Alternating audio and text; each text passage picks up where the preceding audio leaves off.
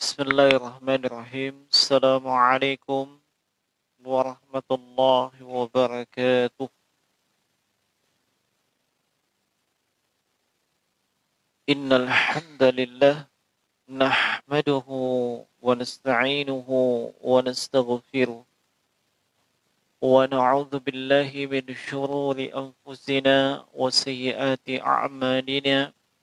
Man yahdihillahu fala mudilla lahu wa man yudlil fala hadiya lahu. أشهد أن لا إله إلا الله وحده لا شريك له وأشهد أن محمدا عبده ورسوله ولا نبي بعده. قال الله تبارك وتعالى وهو أصدق القائلين يا أيها الذين آمنوا اتقوا الله حق تقاته ولا تموتن إلا وأنتم مسلمون. يا أيها الناس اتقوا ربكم الذي خلقكم من نفس واحدة وخلق منها زوجها وبث منهما رجالا كثيرا ونساء واتقوا الله الذي تساءلون به والأرحام إن الله كان عليكم رقيبا.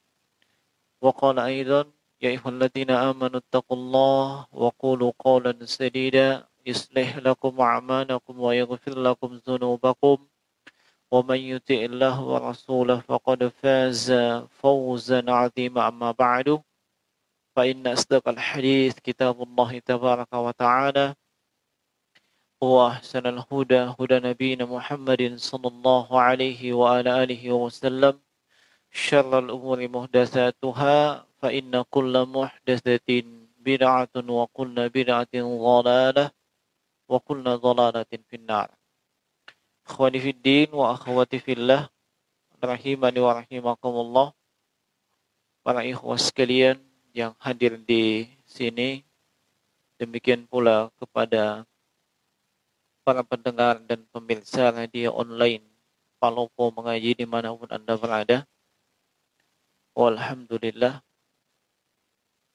Walhamdulillahilladzi bi ni'matihi tatimmus shalihat.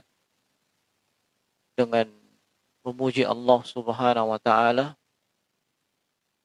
dan dialah zat yang paling layak dan paling pantas dipuji dengan pujian yang terbaik dan sanjungan yang terindah. Alhamdulillah, kembali setelah sekian lama kita tidak bermajelis ilmu, sekian lama kita tidak berada di khalaqah ilmiah, di taman daripada taman syurga yang Rasulullah sallallahu alaihi wasallam perintahkan kepada siapapun yang melewatinya untuk singgah. Kembali kita melaksanakan yang namanya majalisul ilmi di kesempatan hari ini, dan tentunya dengan tetap menerapkan protokol kesehatan yang ditetapkan atau yang diberlakukan oleh pemerintah. Sebab itu semua adalah perkara yang ma'ruf.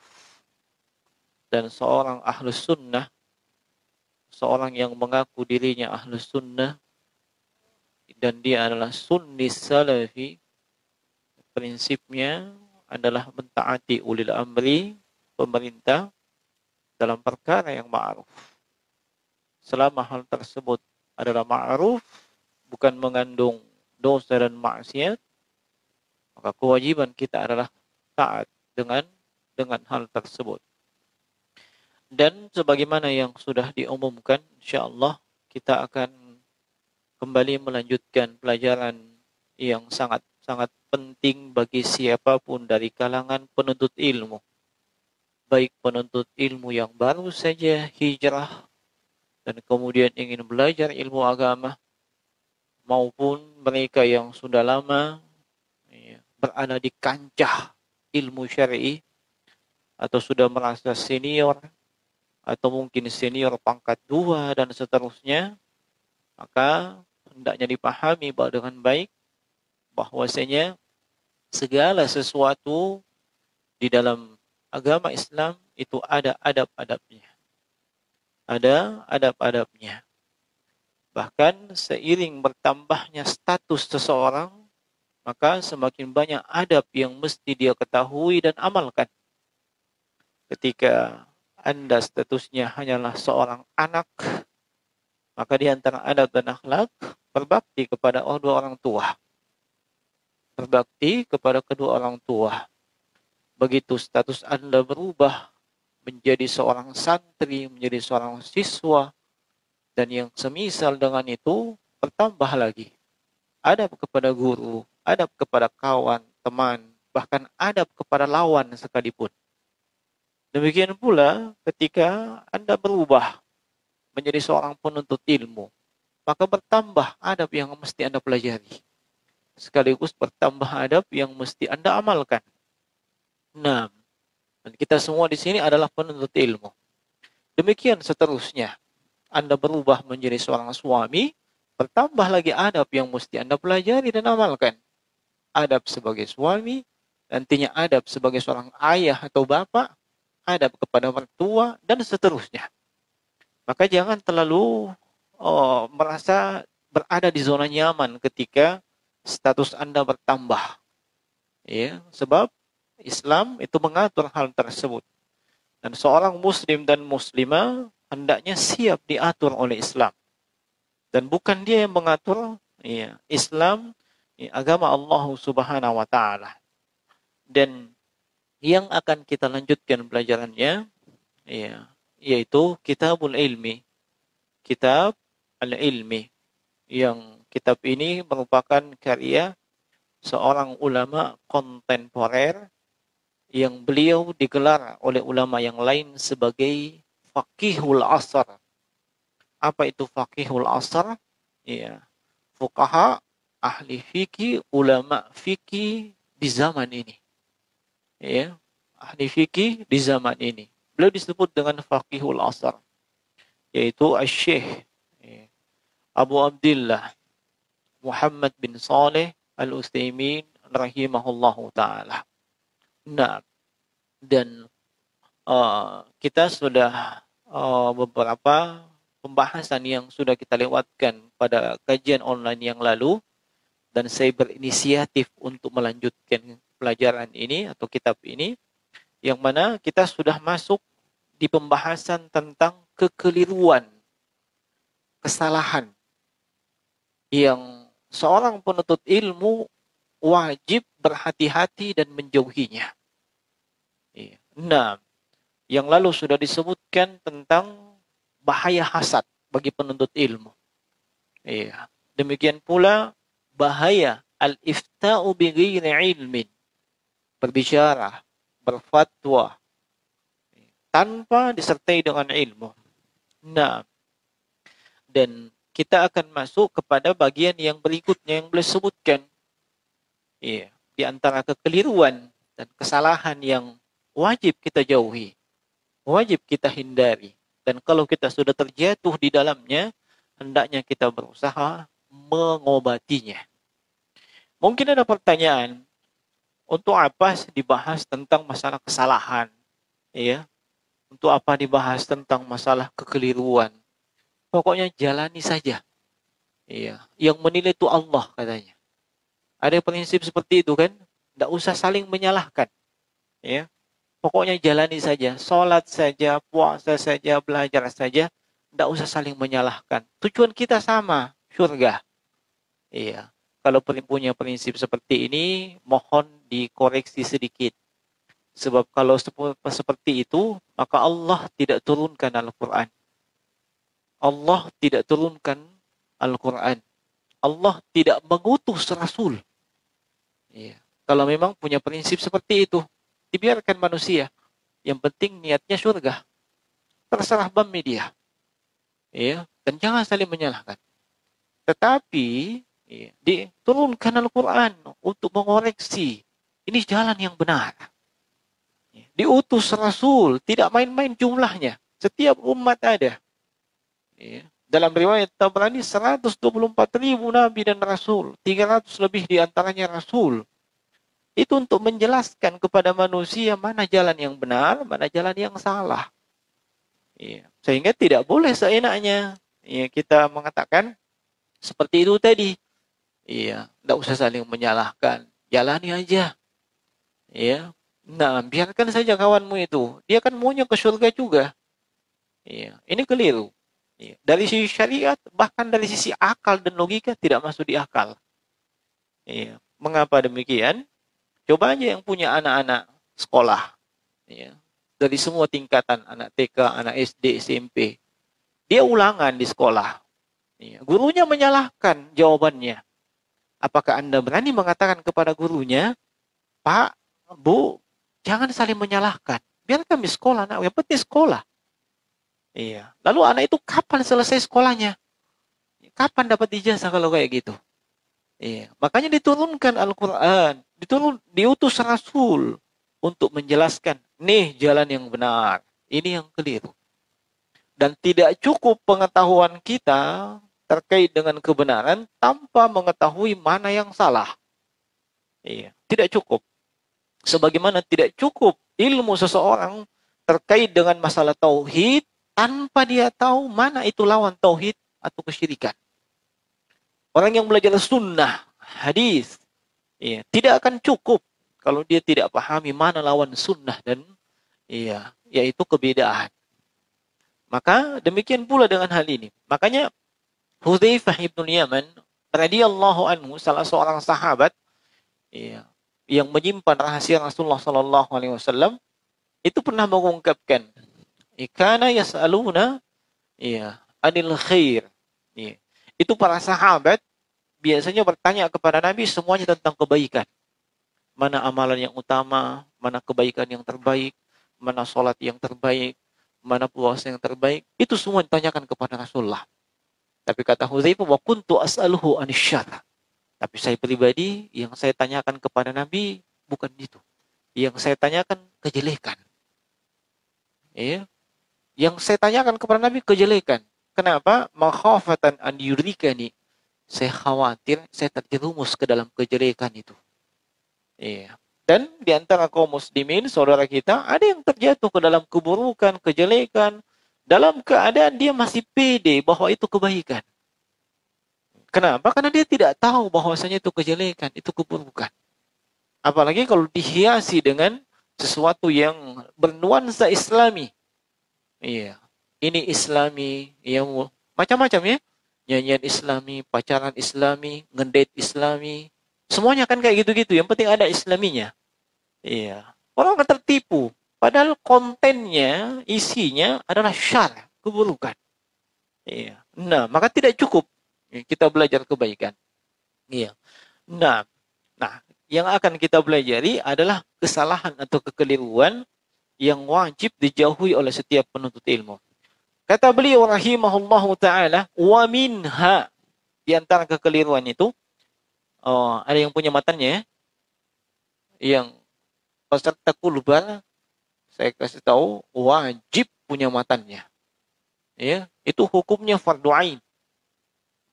Ya, peserta kulbar. Yang lain fardu kifayah. Ya, dan ada yang hukumnya mubah. Ya, silahkan Anda memilih di bagian mana. Ya, yang jelas tidak ada yang hukumnya makruh dan haram. Ya, nah, paling jauh ini yang mubah. Nah, peserta kulbar wajib fardu ain dia memiliki matan itu. Nah, sebab kenapa? Iya, targetnya mereka bisa baca itu semua dan bisa dipahami dan bisa dia terjemahkan.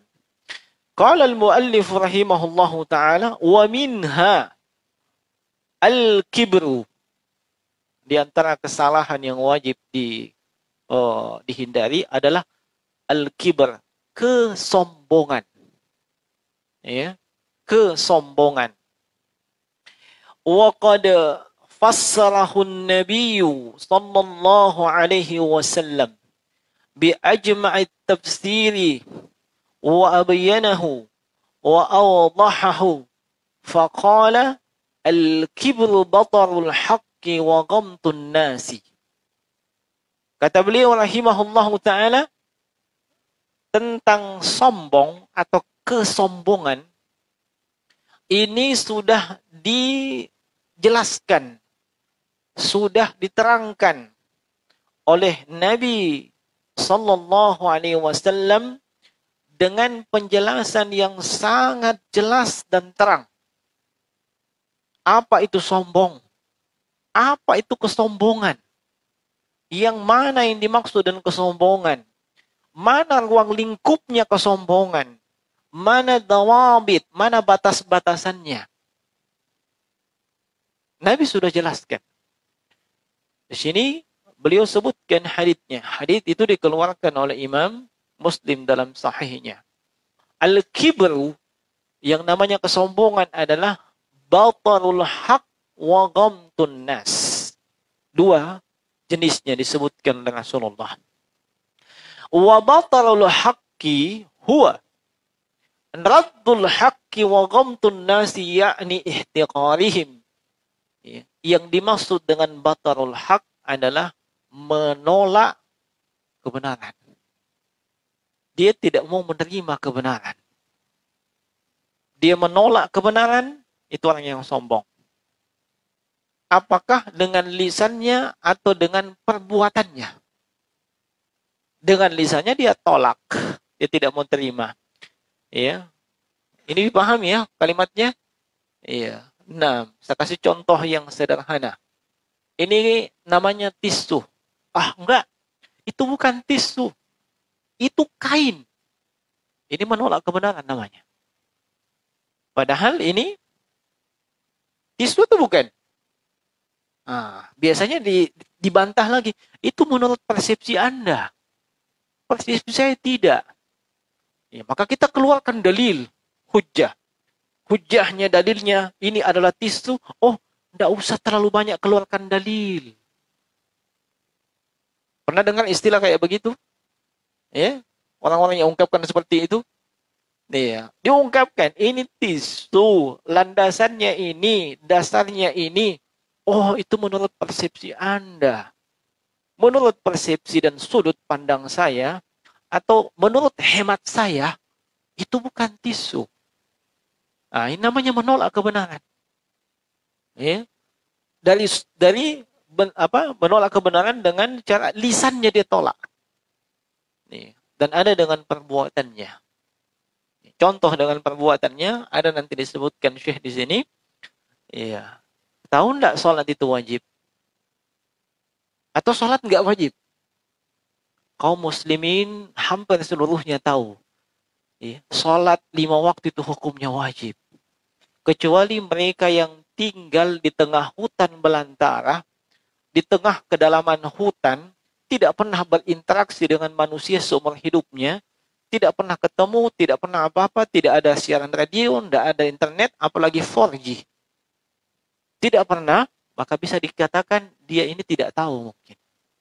Tapi selama dia berinteraksi dan tinggal di negeri kaum muslimin, tinggal di negara kesatuan Republik Indonesia yang mayoritas muslim penduduknya, yang NKRI harga mati, ya, pasti dia tahu sholat 5 waktu hukumnya wajib. Loh, kalau gitu kenapa nggak sholat? Kenapa nggak sholat? Apa jawabannya? Anu. Intinya seperti itu. Iya. Ini sama saja dia menolak kebenaran. Padahal dia sudah tahu kebenaran itu. Dia tidak mengucapkan dengan lisannya, saya katakan sholat tidak wajib, tidak. Tapi dia tidak mau mengamalkan kebenaran itu dalam keadaan dia bisa dan mampu. Dan tidak ada penghalangnya. Itu namanya sombong dari sisi perbuatannya. Nah, dan ini yang pertama. Iya. Menolak kebenaran dan merendahkan manusia. Ya, menganggap enteng mereka. Ya, dengan lisan dan perbuatan seseorang. Wa minal kibriyai radduka ala muallimika. Ya, kata penulis rahimahullah, termasuk kesombongan seorang penuntut ilmu, ya, adalah ketika dia membantah muallimnya, gurunya. Ya. Dia membantah gurunya. Wat-tatawul alaih. At-tatawul. At-tatawul ala itu maknanya i'tada ala, melampaui batas. Tidak beradab, tidak beretika. Wasu'ul adabi ma'ahu. Buruk adabnya. Ya, terhadap gurunya. Wa aidan istinkafuka amman yufiduka mimman huwa dunaka kibriyaun. Termasuk kibria, kesombongan, Anda enggan, tidak mau ya, menerima faedah, menerima pelajaran, atau menerima kebenaran dari orang yang dunaka, ya, junior. Ya, junior dari sisi usia, junior dari sisi tinggi badan, junior dari lebar badan. Junior. Dia sampaikan, misalnya satu ayat, ayatnya benar, terjemahannya benar, tafsirnya benar. Ente itu sudah senior, ya, sudah menghatamkan sekian kali. Ya. Dikasih faedah seperti itu. Ente siapa? Masya Allah. Itu sombong namanya. Ya. Nah, itu sombong namanya. Dan yang seperti ini jemaah sekalian, berat masuk yang namanya ilmu. Berat masuk yang namanya ilmu. Dan salafus saleh, pendahulu kita yang soleh, yang kita jadikan rujukan dalam seluruh permasalahan ad-din, itu sangat jauh dari yang namanya al-kibar. Sangat jauh dari yang namanya al-kibar. Sini saya akan sebutkan sebuah kisah yang masyhur di kalangan para ulama. Kisahnya Atha bin Abi Rabah. Ada yang tahu itu? Ada yang kenal? Atha bin Abi Rabah, salah seorang muridnya Abdullah bin Abbas radhiyallahu anhuma. Siapa itu Abdullah bin Abbas? Siapa? Siapa Cristiano Ronaldo? Wah, hafal mungkin tanggal lahirnya, ukuran celananya. Ini para sahabat loh. Ya. Nah, yang mereka ini disebut sebagai khairun nas oleh Nabi, manusia terbaik. Seharusnya segala seluk-beluk mereka antum tahu. Nah, Abdullah bin Abbas radhiyallahu taala anhuma, salah seorang di antara sahabat Nabi sallallahu alaihi wasallam yang digelar dengan Bahrul Ummah, bintanya umat ini, Habrul Ummah, ahli tafsir dari kalangan sahabat. Ya. Nah, muridnya salah satunya adalah Atha bin Abi Rabah. Dari sisi penampilan fisik, Atha bin Abi Rabah jauh dari kata ganteng, jauh. Ya. Kulit, ya, antum masih mending sawo matang. Ya. Nah, kalau orang Ethiopia biasanya gimana kulitnya? Paham ya? Ya, kita alhamdulillah bukan orang Ethiopia, masih sawo matang, kadang kematangan juga. Ya. Nah, tidak jauh dari kata ganteng. Tetapi beliau itu ulama. Iya. Kadar keilmuan beliau diakui oleh gurunya. Beliau sudah berfatwa dalam keadaan guru-guru beliau, para sahabat masih hidup. Bisa dibayangkan ya? Iya. Guru masih hidup, si murid sudah dibolehkan berfatwa. Iya. Padahal para sahabat tidak sembarangan membolehkan seorang berfatwa. Sebab mereka sendiri, kalau terkait pertanyaan, kadang coba tanyakan kepada fulan. Mereka tidak mau. Ya, banyak alasannya. Ini sudah dibolehkan berfatwa. Nah, di antara kalamnya beliau, Atha bin Abi Rabah, beliau katakan, ja'a rajulun ayuhaddithuni bil hadithi. Ada seorang laki-laki yang datang bertemu dengan saya. Dia menyebutkan satu hadis kepada saya. Ya, fa'ansit wa asma' lahu ka'anni lam asma'hu, afwan. Maka saya pun diam untuk mendengarkan hadisnya dan mendengarkan dengan seksama. Seolah-olah itu hadis tidak pernah saya dengar sebelumnya. Biasanya kalau sesuatu yang belum pernah kita dengar sebelumnya, bagaimana sikap kita? antusias. Iya kan? Sambil manggut-manggut. Oh iya, iya. Tapi kalau sudah kita tahu biasanya gimana? Anu begitu banji balik. Kan gitu. Ini enggak. Ya. Dengan seksama beliau dengarkan. Iya. Setelahnya, jazakallah khairan. Semoga Allah membalas dengan kebaikan. Tapi apa kata beliau? Wa qad sami'tuhu qabla ayyulat. Paham artinya? Wa qad sami'tuhu qabla ayyulat. Itu hadis tadi yang dia sampaikan, saya sudah pernah dengar itu hadis sebelum dia lahir. Tapi coba dengarkan, coba lihat sikapnya. Ya, tetap antusias mendengarkan itu hadis.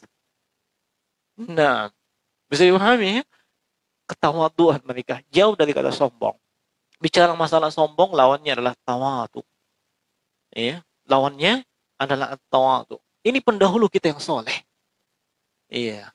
Apalagi yang berada di bawahnya, walaupun derajatnya istilah kita junior. Iya. Tahun berapa kok belajar? Apa? Dulu tahun sekian. Junior kau. Saya sejak tahun sekian. Masya Allah. Hebat betul. Iya. Tapi tidak pernah selesai. Nah. Ya. Junior. Tidak boleh kita remehkan. Iya. Dan salah satu yang saya ingat dari Syekh Muhammad bin Shalih Al-Utsaimin rahimahullahu taala di Ta'liq ala Sahihil Muslim, penjelasan beliau terhadap Sahih Muslim. Ada di antara kisah yang beliau sebutkan di situ, ya. Beliau menceritakan ada seorang tua awam, yang menasihati beliau, ya, supaya ihris ala nashril ilmi, bersemangatlah engkau untuk menyebarkan ilmu dimanapun, ya, hatta fi majlis al-qahwah, walaupun itu ketika ngopi bareng dan seterusnya, tetap sebarkan ilmu. Ini nasihat dari siapa? Seorang awam kepada seorang alim. Iya. Lalu apa kata Syekh Utsaimin rahimahullah taala? Itu nasihat yang sangat berharga. Dan saya menasihati kalian semua, ya, dengan nasihat tersebut. Bayangkan. Ini seorang faqihul asr. Ya. Ulama yang sudah sampai kepada derajat faqih, diakui oleh para ulama yang lain. Bukan beliau mengatakan dirinya faqih, tidak. Ulama yang lainnya, yang senior daripada beliau, bahkan yang selevel dengan beliau, iya, menerima nasihat dari seorang awam, tidak sombong. Iya. Nah, apalagi kita, ya, yang mungkin dulu saja nggak selesai-selesai, ya. Pelajaran akidah saja usul salasah, baru baca muqaddimahnya juga belum selesai, ya. Kita fikih-fikih muyasar saja baru baca muqaddimahnya, terus lalu mau nyombong apa? Apa yang mau disombongkan? Ya. Nah, sebab banyak ya, utamanya di media sosial kita saksikan, luar biasa. Ya, semuanya seperti Syekhul Islam. Iya, semuanya seperti Syekhul Islam. Tapi coba kita ketemu di alam nyata. Ya, suruh baca ayat, suruh baca Al-Fatihah, ya. Nah, tanyakan akidah dasar, ya. Nah, mulai dari yang paling mendasar, Aina Allah? Allah itu di mana sih?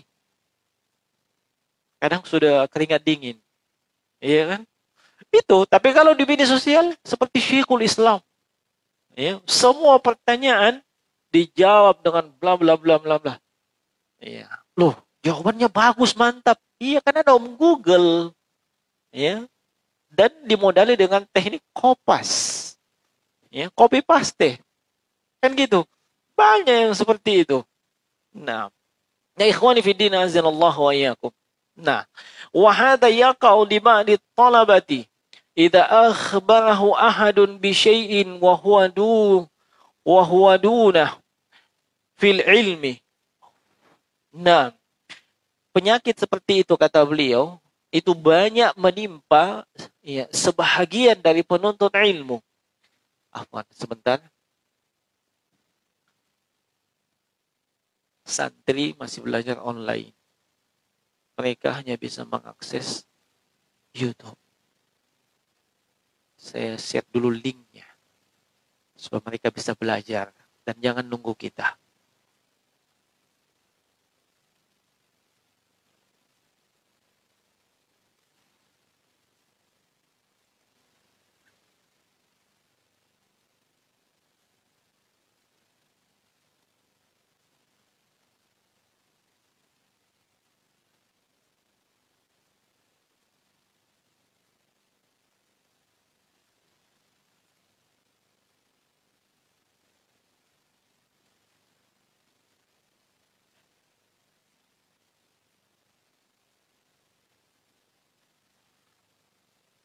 Baik.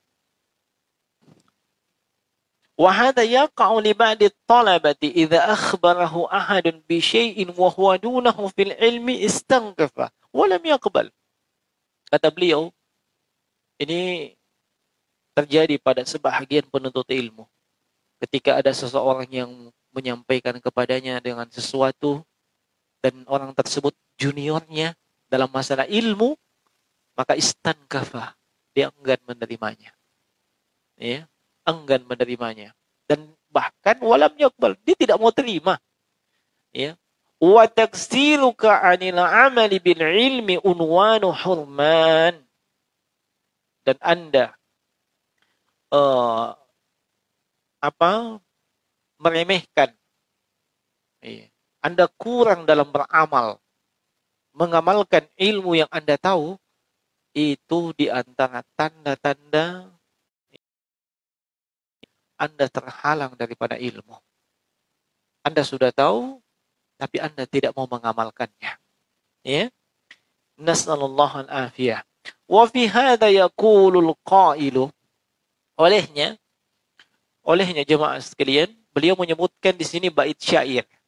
Ya. Beliau menyebutkan bait syair. Al-ilmu harbun lil fata al-muta'adi. Kasayli harbun lil makanil 'ali. Ya. Ya, ini semacam bait syair. Ya. Kalau terjemahannya secara bebas, ilmu itu adalah musuh bagi seseorang yang menyombongkan diri. Ya. Musuh bagi seseorang yang muta'ali, merasa dirinya tinggi, merasa dirinya hebat, sombong. Kasili harbun lil makanin ali, seperti air itu tanda kutip bermusuhan dengan tempat yang tinggi. Paham maksudnya? Kan nggak mungkin air itu naik ke tempat tinggi. Air bagaimana? Mengalir ke tempat yang lebih rendah. Nah, wa ma'nal bait, kata beliau, makna bait syair tersebut, annal fata al-muta'ali la yumkin an yudrikal ilma.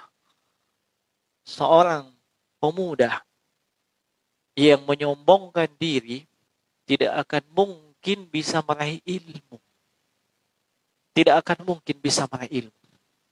Li'anna al-ilma harbun lahu kasail. Harbun lil makanin 'ali. Sebab ilmu itu musuh bagi mereka yang menyombongkan diri, sebagaimana air itu musuh bagi tempat yang tinggi. Nah, li'anna al-makan al-'ali yanfudhu 'anhu as-sayl yaminan wa shimalan wa la yastakiru 'alayh. Tempat yang tinggi, tidak mungkin tinggal air di situ. Tidak mungkin tinggal air di situ. Nah, kadzalika ilmu la yastakiru ma'al kibri wal uluwi wa rubbama yasnimu ilma bisababi dzalik. Demikian pula dengan ilmu. Dia tidak akan bertinggal di dalam diri seorang yang menyombongkan diri, merasa dirinya hebat, merasa dirinya tinggi. Tidak akan bisa. Mungkin ada yang tahu, ada yang tanya, kok bisa seperti itu? Kok bisa sampai ke sana? Jawabannya jemaah sekalian, maksiat dan dosa tidak akan mungkin berkumpul dengan kebaikan. Cahaya tidak akan berkumpul dengan kegelapan. Sombong ini termasuk dosa. Saya tanya, sombong ini dosa kecil, dosa pertengahan, atau dosa besar? Sombong ini dosa kecil, dosa pertengahan, atau dosa besar? Dosa besar. Iya, dosa besar. Kenapa? Sebab Rasulullah memberikan ancaman yang cukup tegas. Seperti dalam Sahih Muslim, hadits Abdullah bin Mas'ud radhiyallahu ta'ala anhu. Kata Nabi sallallahu alaihi wasallam, "La yadkhulul jannata ahadun man kana fi qalbihi mithqalu habbatin min hardalin min kibrin." Tidak akan pernah bisa masuk ke dalam surga seorang yang di dalam hatinya ada sebiji sawi, ya, kesombongan. Bagaimana kriteria dosa besar? Di antara kriteria dosa besar ada ancaman khusus. Ya.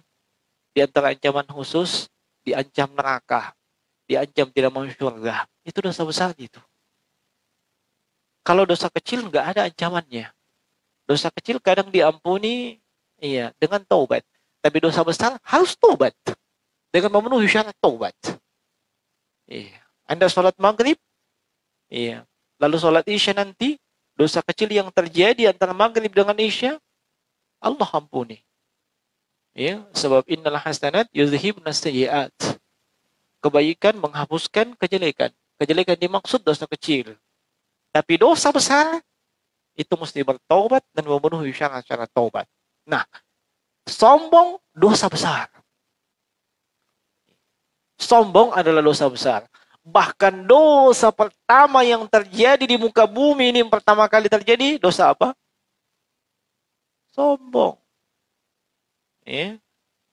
Nah, kesombongan ini disebutkan, ya, dalam Hilyah Talibul Ilmi.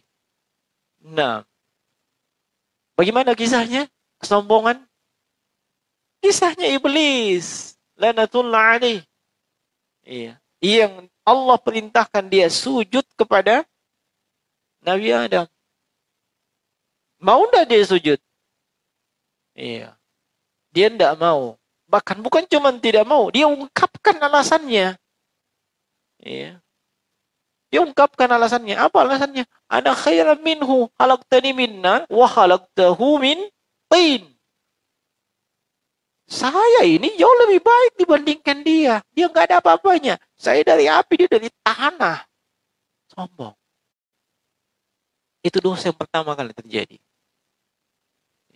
Nah, maka bisa kita katakan siapa saja yang berlaku sombong, iya, dia sudah mewarisi salah satu dari penyakitnya iblis.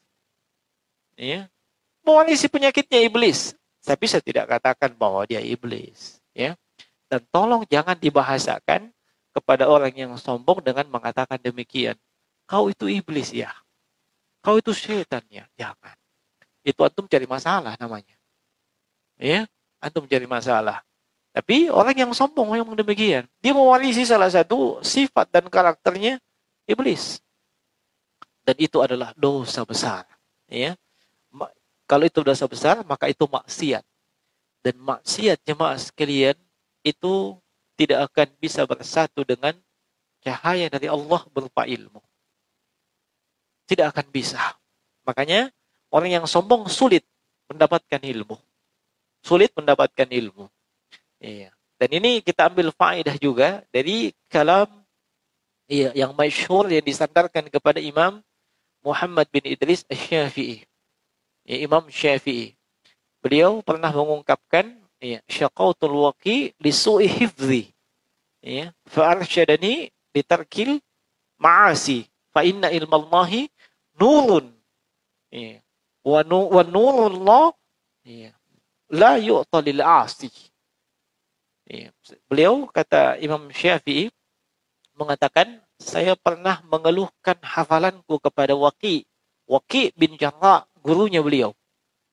Ya, maksudnya hafalanku jelek, hafalanku buruk. Padahal 9 tahun beliau sudah hafal Quran. 9 tahun sudah hafal Quran. Kelas berapa SD itu? 9 tahun? Kelas 3 ya? Kelas 1 SD, kelas 6 tahun. Berarti kelas 3 SD sudah hafal Quran. Ya. 9 tahun sudah hafal Quran. Nah, itu Imam Syafi'i. Tapi beliau masih mengeluhkan hafalannya yang buruk kepada gurunya. Gurunya katakan apa? Iya. Beliau dikasih bimbingan tarkil ma'asi, tinggalkan dosa dan maksiat. Iya. Sebab cahaya dari Allah, ilmu termasuk Al-Quran, iya, itu Allah tidak berikan kepada orang yang bermaksiat. Dan salah satu di antara maksiat itu adalah sombong. Iya, sombong. Nah, kemudian jemaah sekalian rahimani wa rahimakumullah, saya tidak lanjutkan dulu di sini, ingin tambahkan faedah sebab sudah mau waktu Isya ya. Iya, pertemuan perdana jangan terlalu panjang ya. Nanti orangnya kapok. Ya, taklimnya panjang sekali. Kita sudah lapar. Nggak usah dulu terlalu panjang. Nanti bi. Nah, toib. Semua mungkin pernah mendengarkan hadits riwayat Imam Muslim. Ya.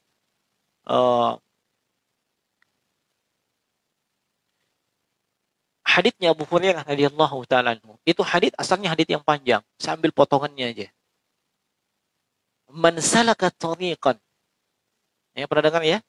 Man salaka tariqan yaltamisu fihi ilman sahalallahu lahu bihi tariqan ilal jannah.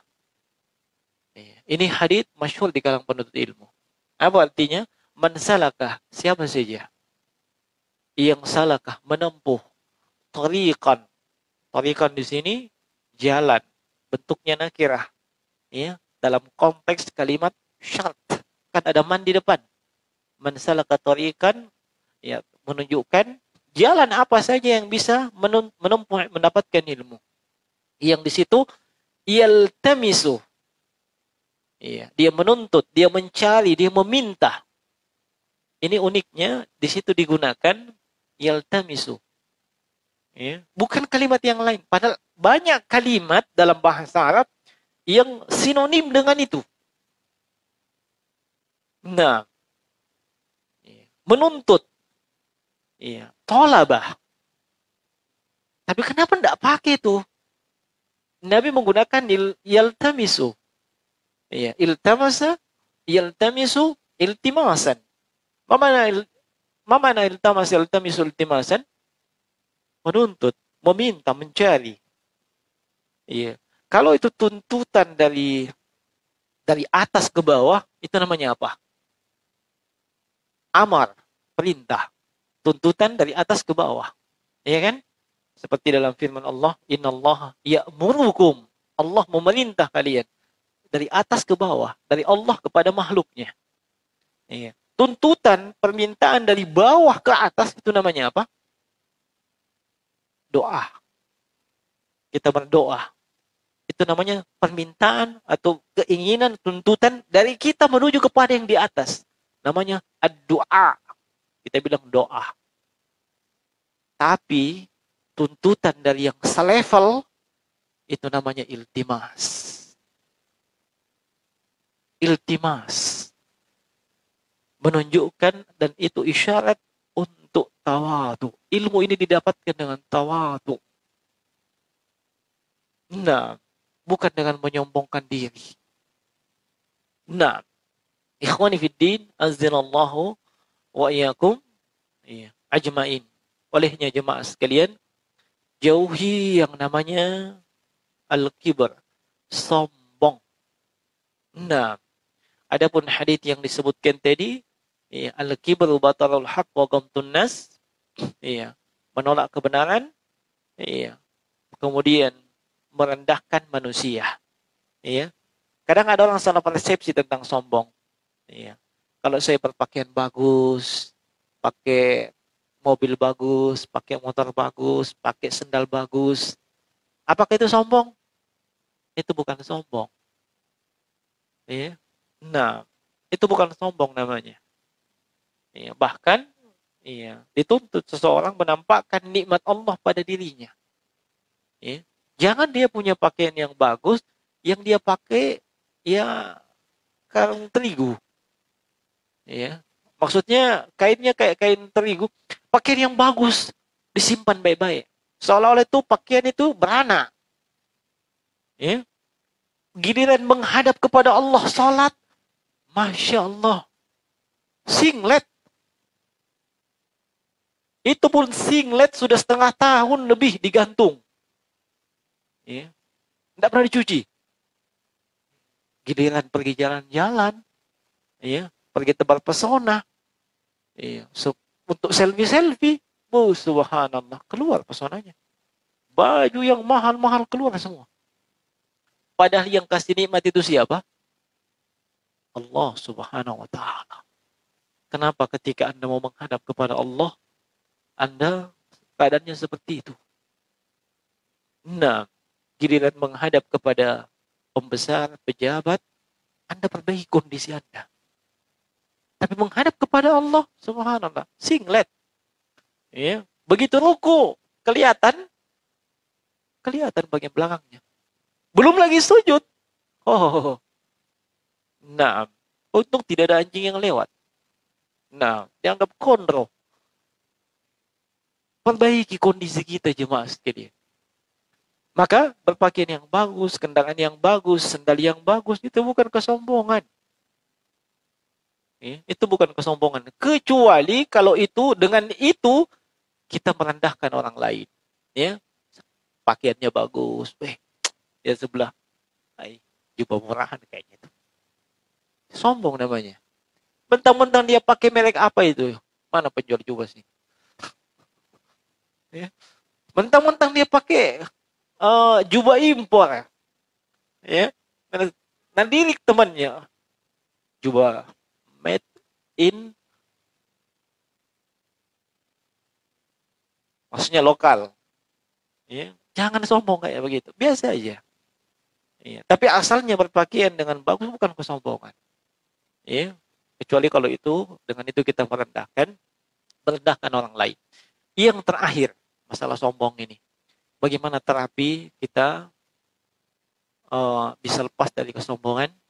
Yang pertama, ya, pahami dengan baik betapa buruk buah dan akibat dari kesombongan. Tadi hadisnya Abdullah bin Mas'ud. Apa ujung-ujungnya? Enggak masuk surga. Enggak masuk surga. Iya. Yang kedua, perbaiki kesyukuran Anda kepada Allah. Perbaiki kesyukuran Anda kepada Allah. Kenapa? Sebab apa yang Anda mau sombongkan?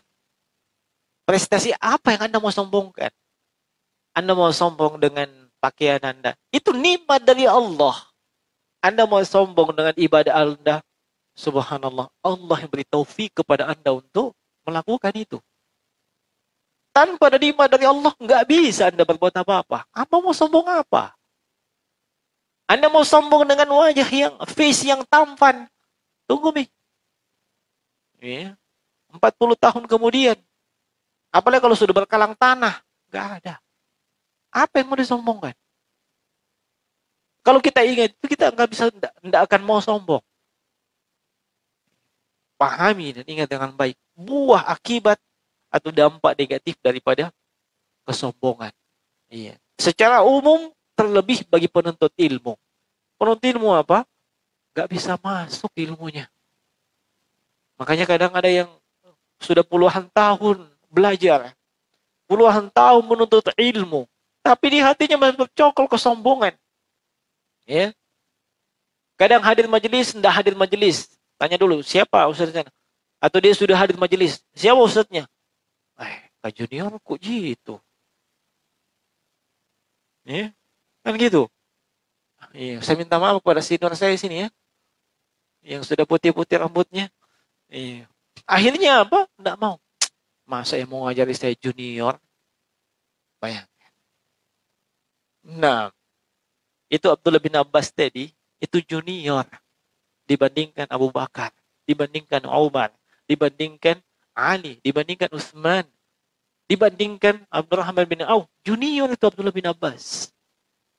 Tetapi beliau didudukkan di majelisnya para sahabat yang senior. Dimintai fatwa terkait masalah ayat. Kenapa? Berisi, ada ilmunya. Ya. Jadi Derajat senior bukan dilihat daripada jenggot Anda putih atau enggak. Ya. Nah, atau sudah lama belajar dan seterusnya. Maka saya tidak mau mendengar di sini, ya, di kalangan ikhwah ada yang mengatakan ikhwah baru itu, masya Allah, baru satu kali belajar, masya Allah. Anda juga begitu dulu, ya. Bahkan mungkin Anda juga tidak tahu mau bagaimana ketika hadir pertama kali majelis taklim. Kanan nggak kenal, kiri nggak kenal, ke depan lebih-lebih. Iya, kan kayak gitu dulu. Giliran ente sudah lama belajar, ada senior, cuekin. Kenapa? Anak baru. Masya Allah. Jangan kayak gitu. Justru kita mesti merangkul. Pahami perasaan dia. Begitu sama dengan Anda ketika awal kali belajar. Nggak ada yang dikenal.